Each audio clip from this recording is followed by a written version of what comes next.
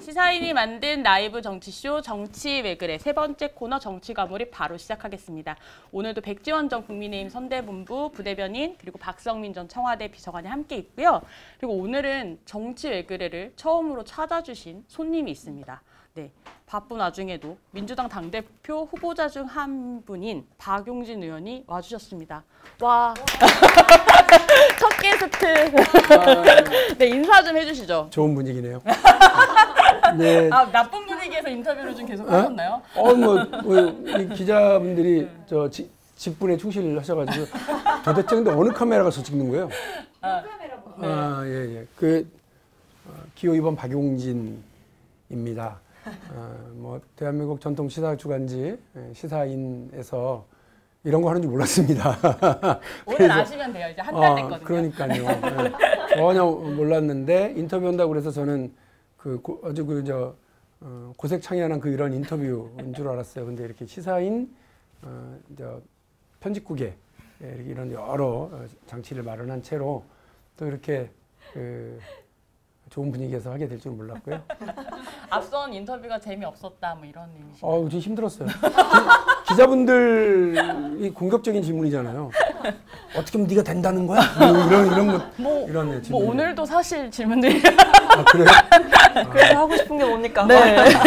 아무튼 오늘은 저희가 첫 번째 게스트도 모시고 특별 손님이 있는 만큼 정치가몰입 그 주제가 하나인데요. 저희가 정치 왜 그래라서 제목이래요. 박용진 왜 그래? 네, 오대박 내가 꿈꾸는 민주당을 제목으로 정했습니다. 좋은 제목이에요. 네, 오늘부터 대표는 박용진이라고 해서 오대박이라고 들었는데 직접 지으셨다고 들었어요. 네. 제가 그래도 또 대변인 출신 아닙니까? 맞아요. 박지원 전 국정원장이 원내대표를 하던 시절에 기자들을 모아놓고 제가 그때 대변인을 할 때예요. 2013년, 14년 이렇게 배지가 없는 민주당의 배지를 달지 않고 민주당의 대변인을 한 사람이 제가 두 번째입니다. 첫 번째가 누구? 김대중. 아, 네. 김대중 대통령이 어제 책 읽었는데. 네, 김대중 대통령이 얼마나 그 사실을 기쁘게 생각하든지. 왜냐하면 4.19 혁명 이후에 민주당이 압승 대승을 해서 사방천지에 널린 게 의원인데 민주당이 굳이 민주당의 배지가 아닌 청년 정치인을 대변인을 시켰다. 그러면서 막 엄청 기뻐하고 제목이 있어요. 선량한 총리의 젊은 대변인이었나? 이렇게 그렇게 본인에 대해서 산만감을 했는데 저도 그때 아주 열심히 했거든요. 근데 박지원 그 당시 원내대표가 기자들 다 모아놓고 만찬을 하다가 박용진 대변인에 대해서 어떻게 생각하냐고 어느 기자가 물어봤더니 박용진 대변인 훌륭하다. 대박이다. 박지원 이후 최고의 대변인이다. 그래서 자기도 뜨고 저도 띄우고 대단하신 분이죠. 역시. 어쨌든 오대박. 그래서 어제까지는 대세가 이재명인 줄 알았는데 오늘부터 보니 대표는 박용진, 어대명대 오대박.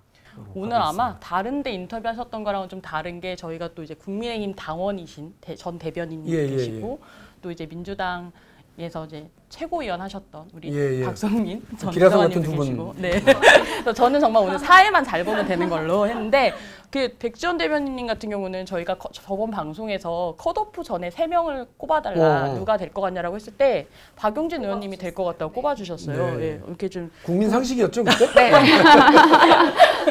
국민의힘 당원이 보는 어떤 박용진 의원이 어떤 사람인지.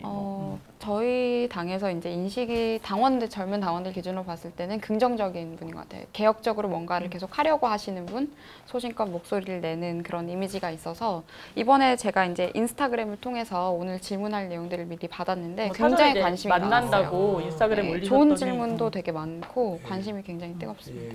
뭐 좀 하나 먼저 약간 맛보기로? 맛보기로 이거는 조금 진지한 질문일 수도 있는 것 같은데 박용진 의원은 정치 경력도 짧지 않고 인지도도 사실 낮지 않은데 인기가 없는 이유가 뭘까요? 첫 질문부터 세죠. 들어왔어요. 근데 저도 대학생 때부터도 계속 알고 있었거든요. 뭐 언론을 통해서 접하거나. 그래서 인지도는 높으신 편인데 왜 1위로 확실하게 가지 못하는가 이런 거에 대한 질문인 것 같습니다. 뭐 핑계를 대자면 전 핑계라고 봐요. 제가 더 이렇게 노력을 해야 될 부분이라고 생각합니다. 그런데 저는 정치가 그 독한 말을 내뿜는 독한 사람들의 직업이어서는 안 된다고 생각해요. 착한 사람들의 연대를 어떻게 만들 건지가 되게 중요한데 양쪽이 다 똑같잖아요.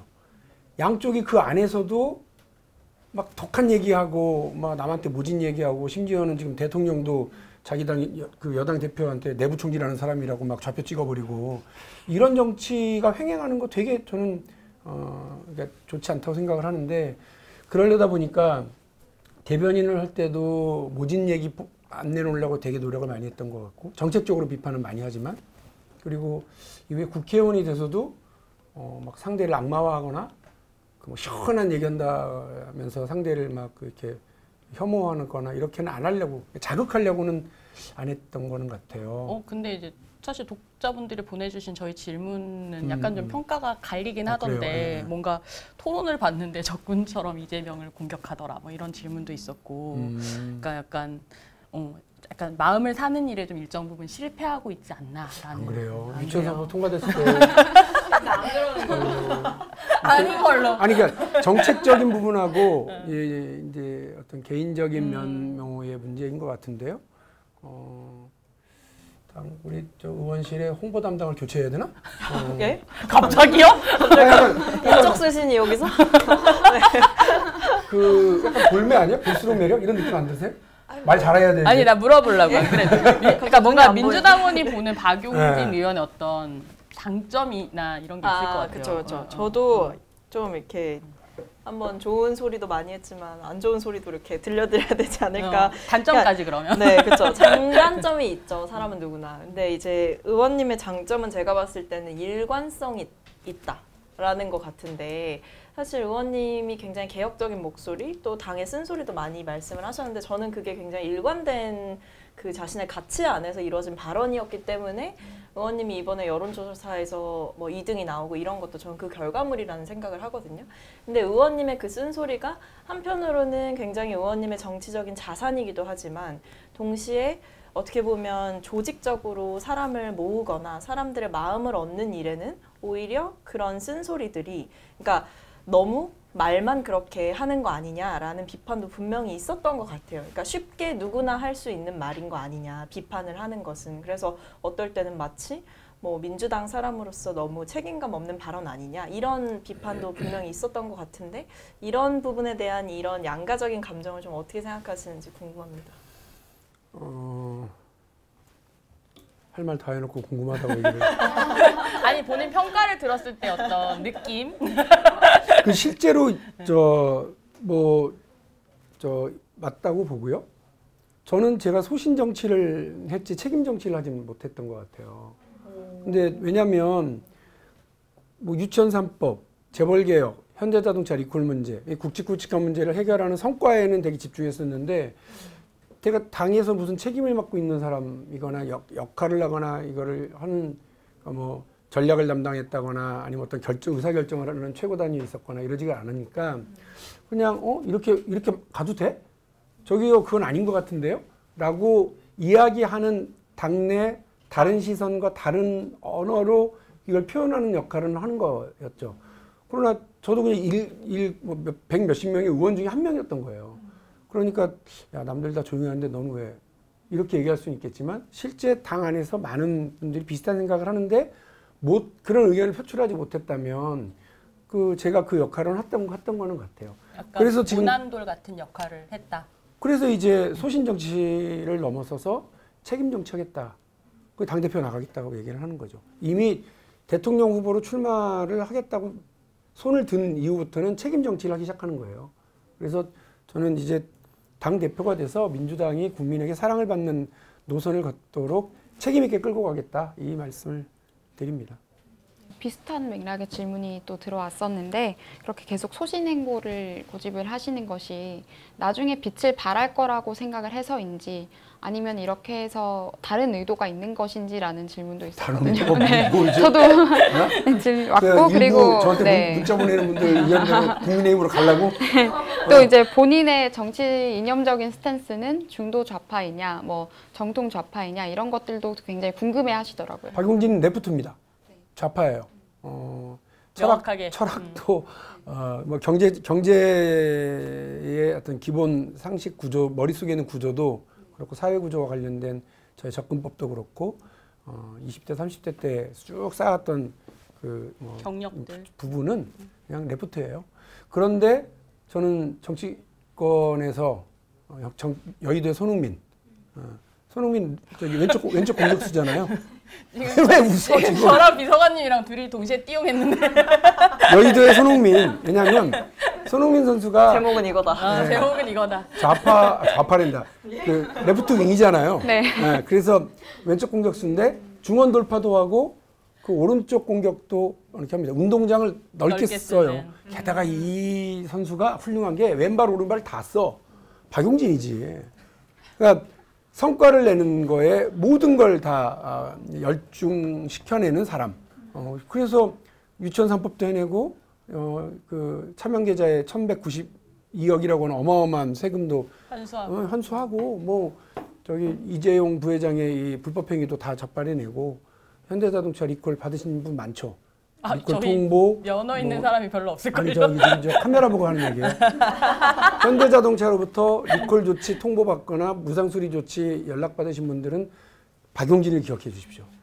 네, 뭐 박용진은 5년 동안 싸워서 손흥민이다. 만든 거예요. 박용진은 그러니까 저는 뭐 정치적인 방향은 출발은 레프트였고 지금은 중도 개혁 노선을 지향하고 있고 운동장을 넓게 쓰는 정치를 하려고 하고 그렇습니다.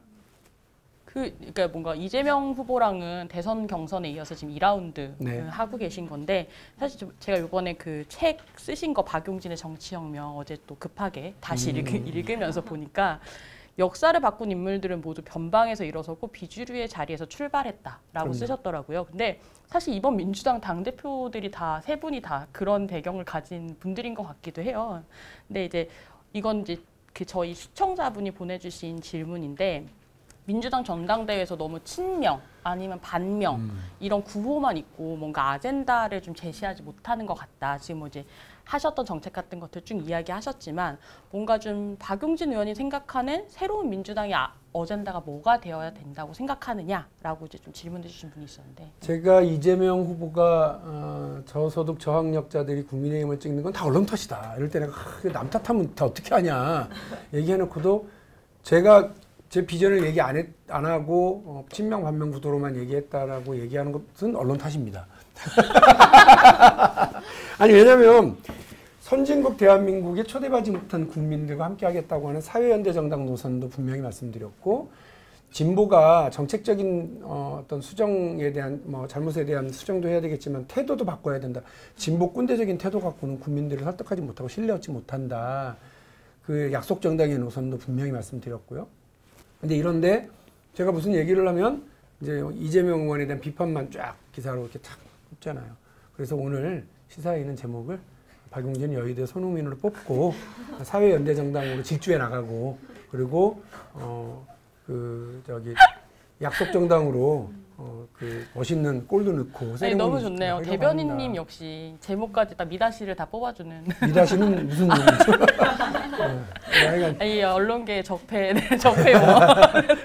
그래서 그런 노력을 좀 계속 더 노력을 할게요. 그러니까 근데 저는 지금 이번 방송 토론을 2번 했거든요. 오늘 기준으로 보면 강원도 토론, 그 다음에 제주도 토론을 했는데 2번 다 뭐 기사를 보신 분들은 아시겠지만 박용진하고 이재명 후보하고 세게 붙었어요.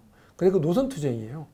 잘 보시면 이재명 후보의 남탄 노선이냐, 박용진의 혁신 노선이냐, 이재명 후보의 사당화 노선이냐, 박용진의 선당후사 노선이냐. 계양을 공천과 관련해서 난 사당화 노선이라고 본다. 선당후사 노선은 그렇게 하는 거 아니다. 라고 이제 노선 투쟁이지. 이재명 후보의 뭐 사법 리스크 또 뭐 개인적인 뭐 사생활 이야기 이런 얘기는 저는 전혀 담고 있지 않습니다. 그래서 당원 동지들에게도 분명히 말씀드리는데 이재명 의원을 지지하시는 분들이 저한테 문자를 아주 심하게 많이 보내세요. 암시랑도 안 해요. 괜찮아요. 괜찮은데 오해는 말아주세요. 제가 이재명 의원과 사감을 섞은 논쟁을 하거나 투쟁을 하는 게 아니고요. 당이 어디로 갈 거냐. 그리고 이재명 의원이 당의 리더로 서고 난 이후에 보여줬었던 그런 태도가 당의 당대표가 됐을 때 그런 노선을 가서 쓰겠냐라고 하는 걸 말씀드리는 중이니까 요 노선 투쟁은 하여간 끝날 때까지 하여간 치열하게 할 생각입니다. 어쨌든 뭐 정치에서 갈등은 또 되게 중요한 요소기도 한데 네. 비서관님 혹시 좀 네. 준비하신 질문 있으시면 아마 의원님 뭐 하나 물어보면 너무 말이 많죠. 잘 끊어야 분량 돼. 조절 잘해주세요. 지금 계속 이렇게 하시는데, 네. 그러니까 저는 사실 어제 밤에 이제 당대표 후보자들의 토론을 다 모니터링을 했습니다. 처음부터 끝까지 다 보고 발언을 다 정리를 하면서 각자가 하고 싶은 정치에 대한 그림을 한번 좀 볼 수 있었는데요. 의원님이 나오셨으니까 의원님을 중심으로 말씀드리면 두 가지를 강조를 하셨는데 사회연대 정당을 만들겠다라는 말씀하셨고 운동장을 넓게 쓰는 사람이 되겠다라는 말씀하셨는데 운동장 넓게 쓰는 이건 만나면 물어봐야지 했어요. 왜냐면 이해가 좀 안 돼가지고. 근데 손흥민을 들으니까 좀 연결이 아, 네. 돼. 이렇게 좀 유연하게 그리고 유능하게 하겠다는 말씀이시구나라는 거는 이해를 했고 다만 이제 사회연대 정당은 뭐 비정형 노동자, 예를 들면 플랫폼 노동자들이나 지금 기존 사회 질서에 편입되지 않은 사람들을 포용하겠다라는 말씀을 해주셨는데 근데 저는 이것이 정치인으로서 좋은 발언이라고 생각을 했는데 들었던 의문은 의원님께서 사실 그동안 해오셨던 의정 활동의 결이라는 게 뭐 못하셨다는 게 아니라 되게 유능하게 잘하셨는데 이것이 어떻게 보면 재벌 개혁이나 좀 기득권과의 싸움 이런 것들을 중심으로 해오셨던 것 같아요. 아픈 곳을 콕콕 찝으시면서. 근데 뭔가 의원님의 의정활동에서 받았던 그 느낌과 이 사회연대 정당을 만들겠다라는 그 목표와의 뭐랄까 싱크로율이 전 좀 일종의 떨어진다라는 느낌을 받았어요. 왜냐하면 제 생각에 의원님은 유능한 의원이시긴 하지만 따뜻한 느낌을 주는 정치인은 아니라는 느낌이 들더라고요. 그래서 왜 이런 노선을 생각하신 것인지 그리고 제가 말씀드린 이런 뭔가 약간 매치가 안 되는 이 부분에 대해서는 앞으로 어떻게 하고 싶으신지 좀 궁금합니다. 사회연대정당 노선은요, 그 이른바 노동의제를만 얘기한 건 아니었어요. 그러니까 지난번 예비 경선 때 7분 연설에 핵심이 그거였어. 처음 어떻게 시작했느냐? 1970년 전태일 열사가 근로기준법과 자기 몸을 동시에 불살랐을 때 그 노동자는 그냥 산업 역군으로만 칭송받았지 노동자로서의 어떤 대우도 받지 못했던 시절에 가장 민감하게 뜨겁게 반응했던 정치인이 있다. 그가 신민당 대통령 후보 김대중이다. 1987년 이후에 노동 3권이 그냥 종이 위에 글씨로만 존재하던 시절 노동자들이 진짜로 노동 3권을 실행하려고 나서니까 변호사가 법정이 아니라 길거리에서 그들 편에 서서 싸웠던 사람이 있다? 그게 노무현 변호사다. 지금 민주당이 누구와 함께 이 시대에 뜨겁게 반응해야 되느냐라고 얘기하면서 그 플랫폼 노동자들과 프리랜서 노동자들을 이야기를 하고 그 뒤에 뭐를 얘기했었냐면 출산휴가와 출산휴가 신청서, 육아휴직 신청서를 앞에 놓고 망설여야 되는 젊은 엄마 아빠의 정당, 그리고 기회를 갖지 못하고 일자리를 얻지 못하는 지방 청년들의 든든한 친구, 그리고 자녀들에게 더 좋은 교육 기회를 만들어주지 못해서 박탈감과 죄스러움을 갖고 살아가고 있는 우리 엄마 아빠들에게 같이 하는 정당, 이렇게 얘기를 했거든요. 이게 무슨 말이냐면 우리 사회, 제가 노동의제가 가장 쉽게 설명될 거라서 그 7분 안에서 설명 이렇게 탁 던진 맞아요. 거고요. 시간이 제한돼 있어가지고. 예. 그래서 탁 던졌더니 반응들이 훅 오더라고요. 현장에서 느꼈어요. 박용진이 얘기한 그런 거구나. 쉽게 왔고, 다만 우리 사회 정말 곳곳에 여러 불공정과 불평등이 있는데 이 문제 전체를 감싸 안고 가야 되겠구나. 박용진이 주로 활동했던 데는 교육위원회와 정무위원회예요. 그러니까 공정거래위원회와 금융위원회를 상대로 하는 금융실명제 정의로움을 바로 세우는 거, 공정거래와 관련해서 대기업과 재벌이 잘못하고 있는 걸 바로잡는 거, 그리고 교육에서는 그 한유총을 상대로 해서 그 유치원 3법 통과시키고 회계 투명성을 보장하게 하는 거. 이런 구체적인 걸 하려다 보니까 뭐 아무래도 그 웃어가면서 하기 쉽지 않죠. 따뜻한 느낌을 주기는 쉽지 않은데 대통령 후보, 당대표 후보가 되어서 어떤 정당을 이끌어 나가 어느 나라를 만들어 나갈 거냐 해서 제가 제시할 수 있는 방향은 이제 사회연대정당으로서 포용정당, 포용정치, 포용사회로 가기 위한 그런 걸 제시를 한 거예요. 앞으로 더 그렇게 할 생각이고, 그리고 이걸 설명하는데 박용진이 얼마나 볼수록 매력인지 그리고 얼마나 볼매. 유머로서 나는 볼매다. 한지. 네. 뭐 이런 아니 것들을 근데 보여주려고. 백지원 대변인님 나도 말 좀 끝까지 좀 하게 좀 해줘. 알았어요. 내가 지금 계속 내 자랑 마무리 못하고 있잖아요. 지금 길지 않아요? 알아서 편집하세요. 피디님이 땀을 흘리고 있습니다. 아, 근데 백지원 대변인님이 비슷한 얘기를 하셨어요. 아. 되게 볼매 이런 얘기를 저는 하셨어가지고. 또 따뜻한 이미지로 사실 보고 있어요. 박용진 의원님을 정치인으로서. 이게 이번에 청년 아니 왜 민주당에서 이렇게 보고 국민의힘에서 저렇게 보는지. 그러니까 특히 따뜻해. 네.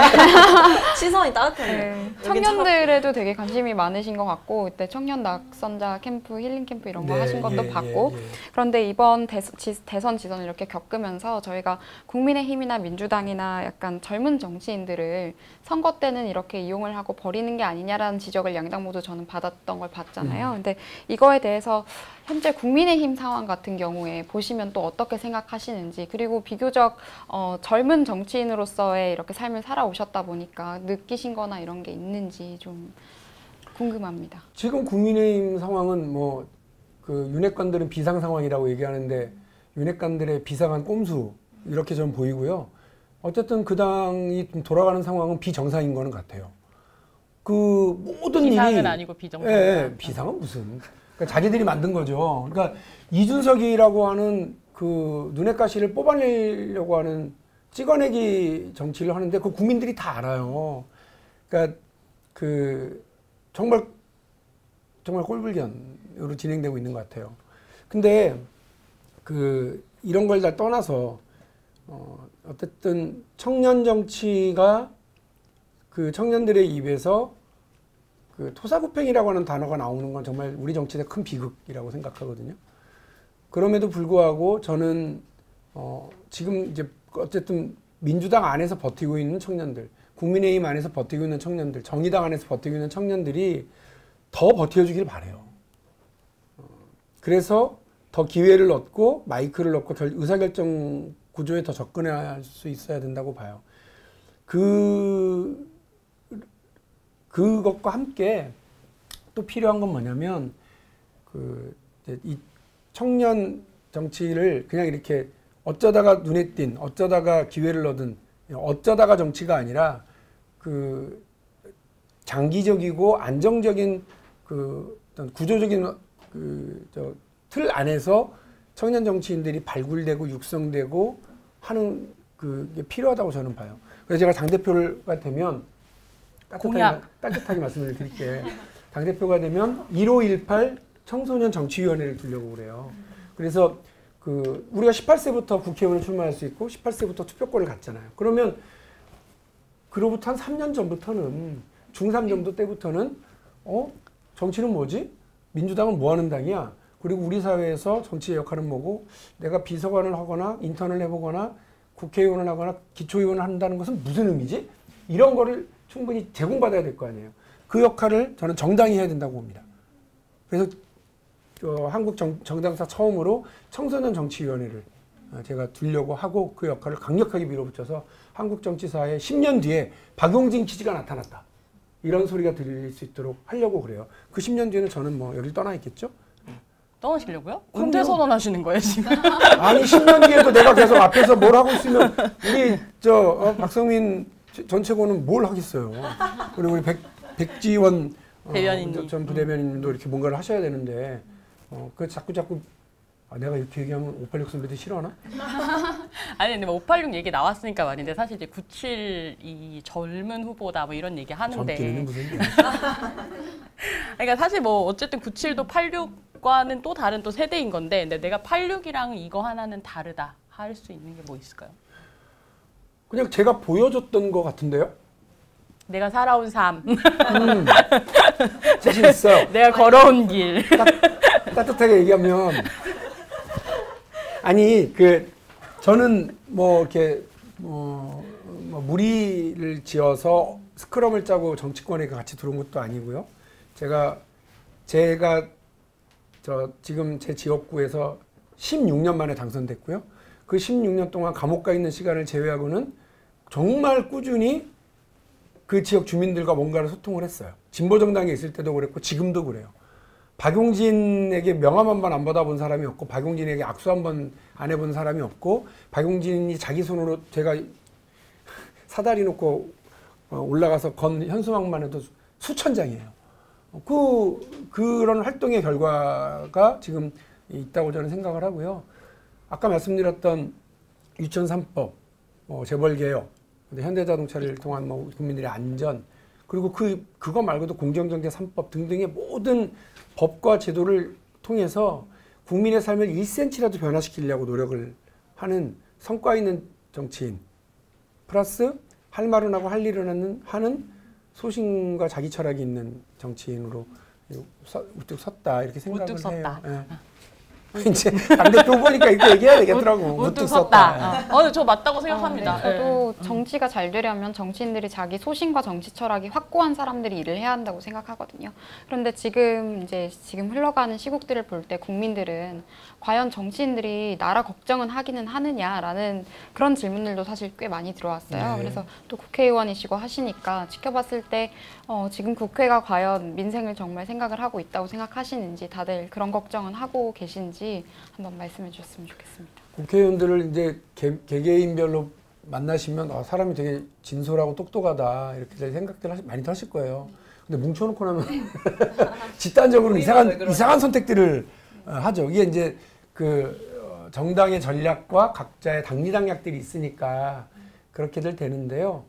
그리고 각자가 대표하는 사회 집단이 또 다르고 각 개인이 대표하려고 하는 어떤 의견들이 다 달라서 조금은 지루하고 힘들게들 느껴지실 거는 같아요. 그리고 또 어떤 때는 집단 이기주의적인 태도를 보이기도 해서 국민들을 실망시키기도 하고 한 개개인의 의원들이 비리 문제라든지 사회적 일탈행위를 해서 국민들 실망시키기도 하고 그러는데 어쨌든 국회가 서로 다른 견해와 다른 주장과 다른 이익을 대변하는 곳이라서 조금은 어수선하고 이렇긴 합니다만 그건 이제 정치의 본질일 수도 있겠다 이런 생각이 들고요. 조금은 좋게 봐주셨으면 좋겠고 제가 당대표가 되면 좀 불필요한 갈등이 가능하면 좀 지양하는 방안을 좀 택하려고 그래요. 그래서 저는 화전양면, 능수능란, 대여공세 이렇게 공약법을 가져가려고 하고 있고 그런 속에서 현명하고 끈질긴 정치가 최종적인 결과를 얻어낸다라고 하는 걸 보여드리려고요. 공약법 조금 더 설명해 주세요. 화요 뭐예요? 한자 세대가 아니라서 화전양면 대화도 하고 싸우기도 하고 양쪽에서 다 능수능란. 능수능란은 알아들었어요. 그래서 대여 공세를 이렇게 주도해 가겠다 이런 뜻이고요. 이게 논어도 아니고 박용진의 한자 교실. 네, 자제하도록 하겠습니다. 유치원 3법을 통과시키는데 오래 1년 걸렸어요. 4개월이 걸렸어요. 네, 오래 걸렸어요. 근데 그 짧은 거였어요. 현대자동차를 상대로 해서 세타2 엔진이 문제 있는 거 아니에요? 이 얘기를 처음 시작해가지고 최종적으로 리콜을 받아내서 정의선 부회장이 현대자동차가 리콜 충당 비용으로 2조 몇천억 원을 잡고 하는 데까지 5년 걸렸어요. 박용진이 맞았어요. 이건희 회장 차명 계좌와 관련해서 세금 걷어내는데 2년 몇 개월이 걸렸어요. 박용진이 이긴 거죠. 그러니까 이런 성과를 받았는데 시간이 오래 걸려요. 근데 제가 이런 와중에서 막 이건희 회장과 그 가족들을 막 악마화했느냐? 그러지 않았어요. 현대자동차를 국제 깡패로 만들었느냐? 그러지 않았어요. 충분히 논박하고 제가 자동차 엔진을 알 게 뭐예요? 비전문가죠. 금융? 개인적으로 통장 몇 개 가지고 있는 게 다예요. 제가 뭐를 알겠어요. 몇 개나 갖고 계시다고요? 농담이에요. 몇 개 있냐면요. 은행별로 한두 개씩. 그런 게 다임에도 불구하고 우리 국민들이 저한테 주신 면허증, 국회의원이라고 하는 면허증, 정치 면허증을 가지고 그걸 한 거예요. 나 그래서 너무 기쁘고 기특하고 행복해요. 근데 이런 정치를 당대표가 돼서 민주당을 유능한 정당으로 현명하고 끈질긴 정당으로 해서 한번 시작하면 몇 년이 걸려도 좋아. 이 와중에 그 선택적 정의에 기반을 해서 절차와 이런 과정은 다 그냥 패싱하고 가지 않겠다. 국민적인 동의와 상식에서 국민적인 지지를 받아가면서 할 거다 이런 말씀 분명히 드립니다.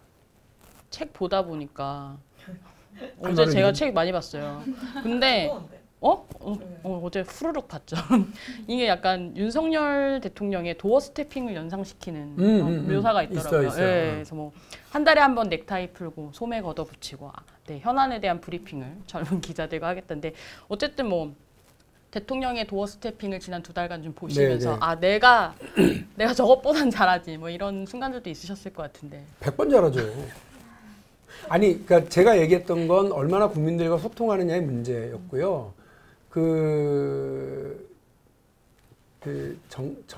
정진 감독이 만든 그 대통령 3명 나오는 미스터 프레지던트, 맞습니다. 미스 프레지던트의 그 장면들의 굿모닝 프레지던트. 굿모닝 프레지던트 거기에 나오잖아요. 그 이제 야당 대표하고 대통령 이순재 대통령이 그러니까 아빠 친구인 거 아니에요, 대통령이?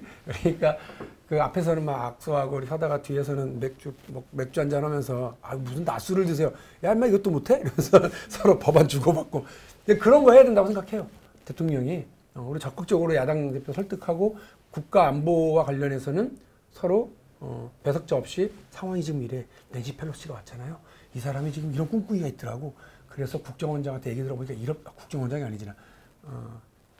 국정원장이 맞나요? 안기부장 같은 생각이 있어. 국정원장 얘기를 들어보니까 이렇더라 하고 내밀한 정보도 서로 공유하면서 그러니까 야당 대표를 믿어줘야 되거든요. 여당과 야당. 그렇게 하고 기자들하고 한 달에 한 번 정도 정말로 그 제한 없는 무제한 토론 같은 걸 좀 진행을 해보고 싶고 또 대정부 질문도 대통령이 직접 나가서 외교안보 총리도 뭔가 해야 되니까 외교안보 국방 분야와 관련해서는 대통령이 그 영국에서 하고 있는 총리 질의응답 하듯이 정부 직접 야당 의원들하고 이제 이야기도 하는 논쟁도 하고 싸우기도 하고 이런 거 보여줘야 된다고 생각합니다. 저는 그렇게 소통할 능력이 있다고 봐요. 근데 이제 윤석열 일종의 좀 평가를 좀 해주시면 좋겠어요. 대통령은 어쨌든 이제 당 대표가 되시면 같이 또 파트너가 되는 집권 세력이니까. 그 본인의 그 경험의 부족과 사회 현안에 대한 인식 부족에 대해서 솔직하셔야 된다고 봐요. 그러면 되게 준비해서 국민들을 안심시키고 말씀을 하셔야 돼요. 그냥 툭툭툭 나오는 대로 던지고 이렇게 가버리면 국민 너무 불안해지죠. 아침마다 대통령이 오늘 무슨 얘기 던지고 가나 온 국민이 걱정하는 걱정 대통령으로 존재하고 계시잖아요. 특히나 제가 막 한참 웃었던 거는 화물연대 파업이 좀 심각한데 어떻게 생각하십니까? 답이 뭐예요? 노사간에 알아서 하면 됩니다. 이러면서 갔어요. 화물연대의 노사가 누군데요? 노동자가 아니잖아요. 그것도 모르는 거예요, 지금. 법적 지위가 노동자가 아니라고 하는 걸 몰라. 더 웃긴 거, 국토교통부 장관. 그분의 해법은 불법 파업 엄단하겠다. 전두환 시대로 돌아갔더라고요. 불법 파업 엄단하기는 그게 불법 파업으로 엄단해갖고 될 문제가 아니라고 하는 거에 본인들도 금방 깨달았잖아요. 이게 대화로. 지난번 국회에서 그래서 이걸 합의해가지고 일몰제로 안전운임제를 합의했었던 거구나. 근데 이 안전운임제를 합의해서 전체적인 합의를 통해서 어렵게 합의를 끌어내고 나니까 사회적 공익이 더 높아졌구나. 근데 이게 이제 종료되기 시점이 되니까 대화를 요구했는데 국토교통부가 이걸 제대로 대응 못 해갖고 행동에 나서기 시작했구나. 대화를 해야 되는데 이거 봐라. 노사협상 안 하고 지금 파업부터 해? 라는 대통령과 국토교통부 그 담당 장관의 그런 인식들이 온 국민을 웃게 만들고 불안하게 만들었던 거예요. 이러면 안 된다고요. 그리고 그 조선해양에서의 그 하청 노동자들의 파업과 관련해서도 문제의 현안이 어디 있는지를 파악하기도 전에 일단 뭐 경찰력부터 투입할 구성을 막 밝히고 이러면 안 돼요. 이거는 이제 그런 방식은 이미 30년 전 방식이거든요. 그래서 사회 현안에 대해서 본인이 정말 인식을 못하고 있다라고 하는 걸 깨달으셔야 되고 전문가들로부터 의견을 충분히 들어야 되고 그러고 대통령께서 준비된 말씀을 하셔야 된다. 매일 아침에 출근길 도장 찍을 필요 없다. 더 불안하다. 그냥 한 달에 한 번 정도 준비된 말씀으로 하고 솔직히 모르면 모른다. 다음에 다시 준비해서 얘기하자. 이렇게 하시는 것이 국민들 일상을 깨뜨리지 않는 일이다. 이거 우리 맨날 하는 일 만나서 하는 얘기가 제가 또 항상 이야기하고 있는. 아, 그래요? 네. 국민의힘에서 그렇게 네, 생각하시죠? 제가 계속 그렇게 어. 이야기를. 요즘 약간 가벼운 그걸- 질문 하나 조금 아, 해주시면 네. 좀 무거운 얘기 아니, 하셨으니까. 좀 재미있는 질문도 들어왔는데 혹시 국민의힘에서 탐나는 인재가 있다면 누가 있을지. 탐나는 이제 네. 멀리서 찾지 마세요. 백지원 의원님 오늘 처음 뵀는데 저 뛰어난 균형 감각과 살아있는 정치적인 시선 이런 거 매우 또 눈여겨보고 있는 중입니다. 그리고 이게 김병민, 천하람 이런 분들 뭐 본인들의 능력도 있고 뭔가 이렇게 논리가 있어요. 민주당하고 토론을 하고 논쟁을 할 자격을 갖추고 있고 실력이 있구나 이런 느낌을 갖고 있습니다. 저는 의원님을 모셨으니까 이 세간의 화두가 되고 있는 단일화에 대해 빠밤 네, 지금 해야죠. 지금 10분밖에 안 남았는데 네. 이제야 본론을 하는 것 같은. 네. 어떻게 될까? 네. 일단 제가 대답을 할지 안 할까요? 단일화 굉장히 지금 전망이 속속들이 나오고 있습니다. 특히 우상호 비대위원장께서는 언론 인터뷰에서 단일화는 없을 것이다 라고 단언을 하시기도 했어요. 왜냐하면 두 후보의 정치적인 노선이 너무 다르다. 여기서 말씀드리는 두 후보는 강훈식 의원님과 박용진 의원님입니다.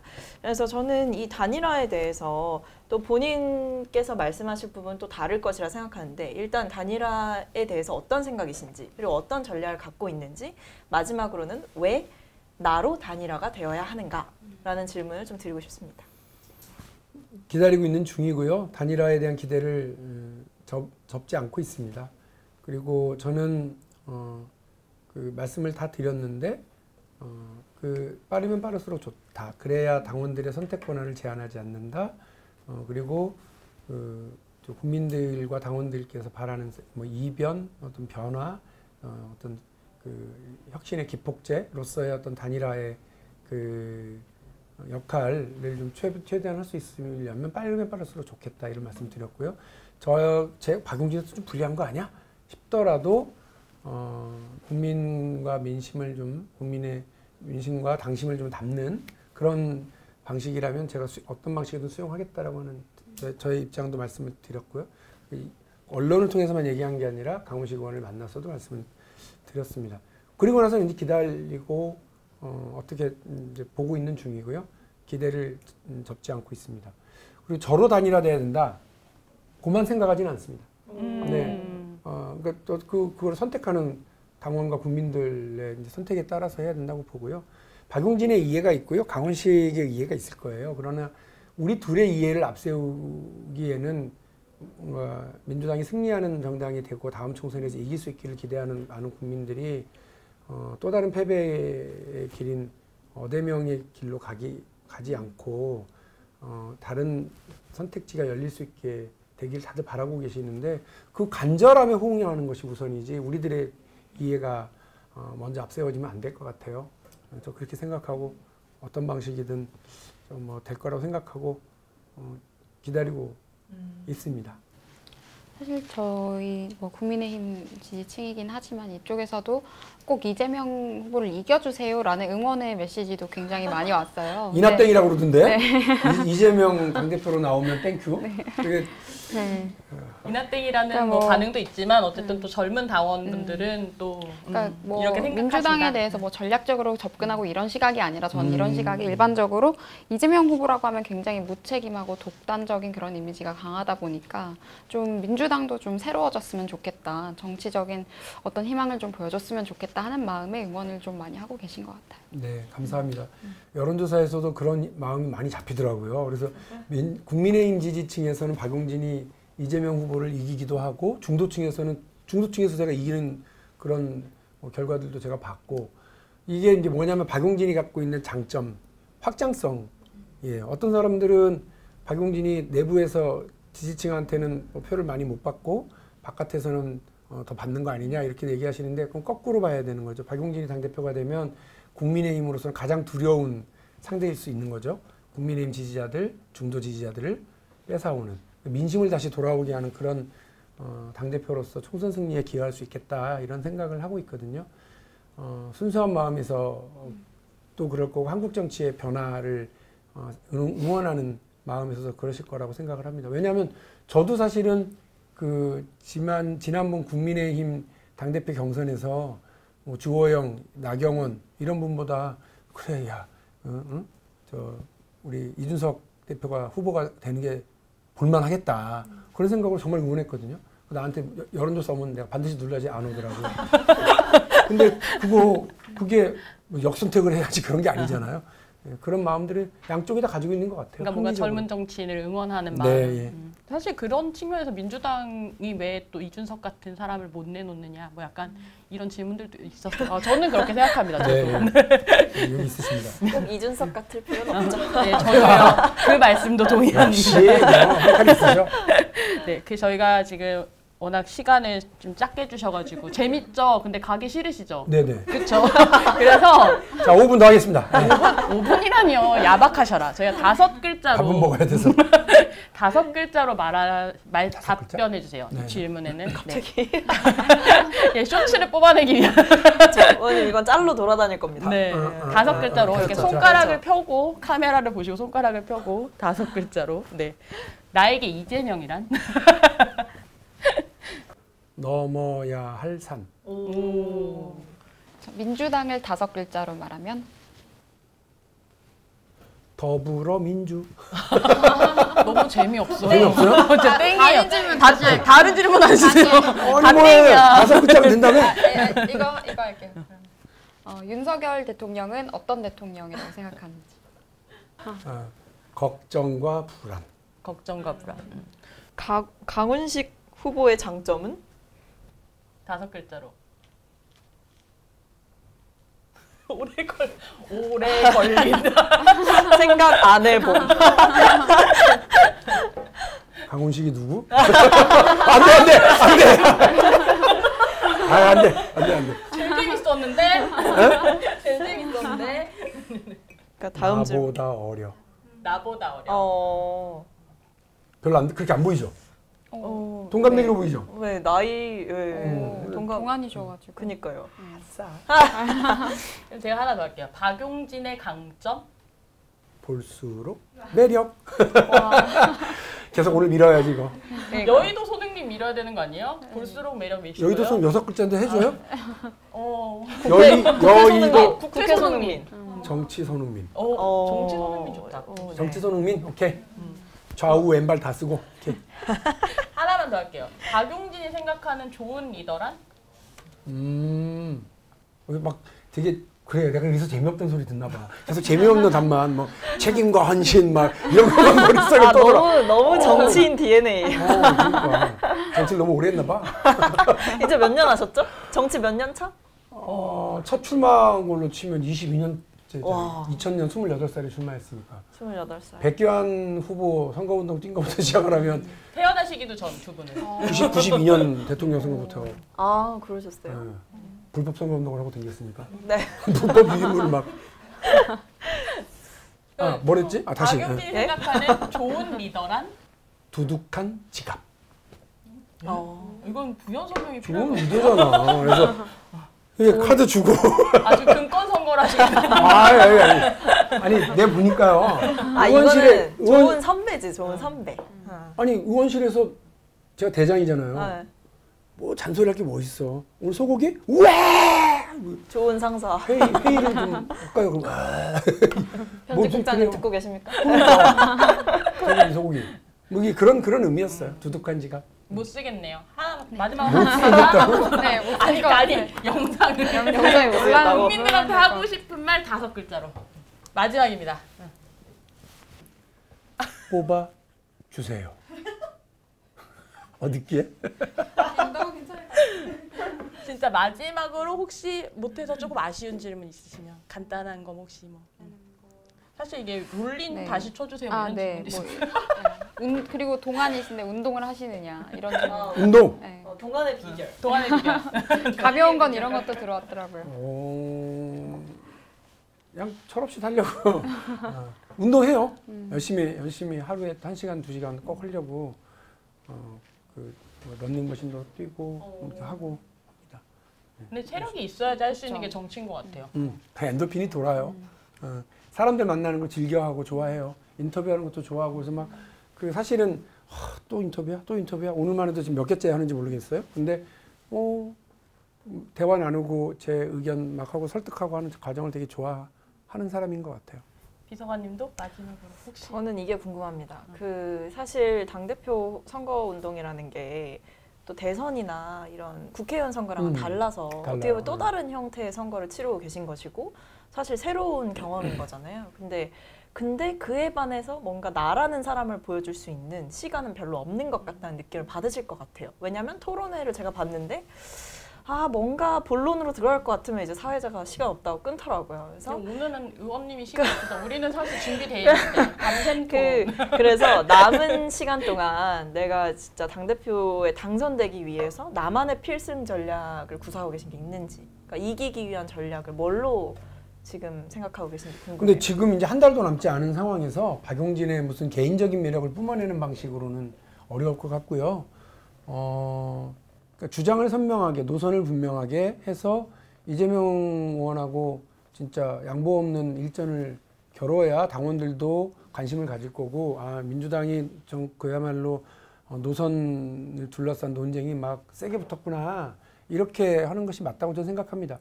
뭐 개인적인 약점을 뭐 캐려고 이렇게 하는 그런 거 말고요. 그래서 제가 지난번 대통령 선거 후보 때도 그랬습니다. 기억들 하세요?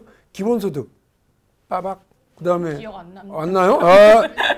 기본소득 논쟁을 저하고 이재명 후보하고 좀 세게 했고, 네. 기본주택 논쟁도 세게 했어요. 그거를 원래 기본 시리즈로 이재명 후보가 나가려다가 본선에서는 그거 사라졌어요. 왜냐하면 논쟁으로 거의 끝나버렸거든요.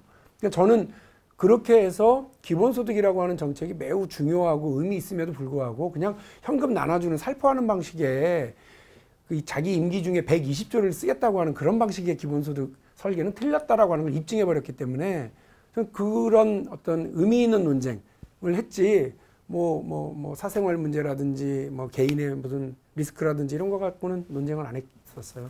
박용진의 정치는 그런 면에서 의미가 있다고 봐요.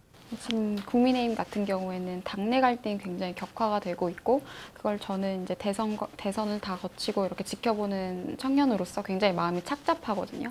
그러면 저와 같은 마음을 갖고 있는 이런 청년 정치인, 아니면 정치에 관심 있는 청년들에게 뭐 한마디나 이렇게 해주실 수 있는 게 있을지. 선배 정치인.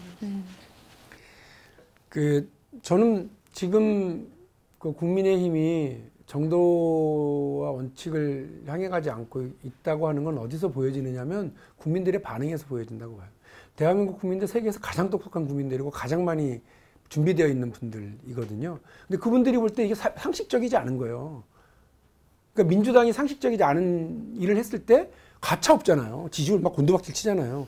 대통령 이 정부 출범한 지 2달 만에 이렇게 곤두박질 치는 거 보세요. 대통령이 가장 바빠야 될 11시에 윤핵관인 원내대표한테 내부 총질이 하던 사람 나니까 당이 잘 되네, 이렇게 보내면 국민들이 딱 알아보는 거예요. 저 좌표 찍는구나, 저렇게 보는구나. 이런 일들을 비상식적인 상황에 또 그 해법도 아주 비상식적인 거예요. 그러니까 저렇게 되고 있거든요. 저는 여기서 우리 뭐 청년들이 누구한테 줄 서거나 누구 뭐 계파의 사람이라고 되거나 그러지 않았으면 좋겠어요. 틀렸다 생각할 때는 얘기하지 않아도 돼요. 괴로워도 돼요. 그러나 자기들끼리 이렇게 가는 건 아닌 것 같아. 그리고 이 부분에 대해서 하나하나 기록해놓고 발언해놓고 할 필요는 있다고 봐요. 반드시 불안하죠. 지금 사실 나이도 이제 30대면 다른 친구들은 직장도 갖고 결혼도 하고 막 이렇게 변화들이 생기는데 평범한 삶을 사는데 나는 아직 내가 지금 도대체 뭐 하는 거지? 세상을 바꿔보려고 했는데 아직 나한테 기회는 오지 않고 당 돌아가는 거는 잘한다, 이런 생각밖에 안 들고 그런 상황에서 그래서 답이 내가 좀 힘센 사람, 당의 주류에 붙어야지, 이렇게 되면 다 파이예요. 그냥 끝나는 거예요. 그게 또 사실은 박용진 의원이 걸어온 길이기도 했죠. 이게. 그래서 내가 우리 초선 의원들 몇 분한테 우리 저 여의도 전문 용어로 일본 말이지만 누구의 가방 못지 이런 거 되지 마라. 뭐 이렇게 말씀을 했었던 기억이 나요. 누구의 가방 묻지도 되지 마라. 뭔가 멋있는데? 그리고 그 또 일본어긴 한데 누구의 꼬붕도 되지 마라. 오야분 꼬붕 이러잖아요. 자기 그렇게 보이면 나를 찍어준 우리 국민들은, 우리 지역구 주민들은 우리 의원이 가서 정말 우리 지역을 대표해서 멋있게 해주길 바라는데 맨 누구 이렇게 보인다. 얼마나 슬프겠어요. 특히 청년 정치인들이 자기 소신을 가지고 자기 철학을 가지고 김영기고 아니면 아니다 이렇게 분명하게 해주시길 바라요. 그런 게 자꾸 보이면 더 단단해질 거예요. 네, 이게 진짜 그렇게 걸어오신 분이 또 이렇게 얘기를 해주시니까 도움이 되실 것 같아요. 두 분한테. 네, 정리 빨리 해드릴게요. 빨리 가셔야 되죠. 오늘 인터뷰 많이 하셨는데 그래도 저희 인터뷰가 제일 재밌었다고. 네, 좋았어요. 네.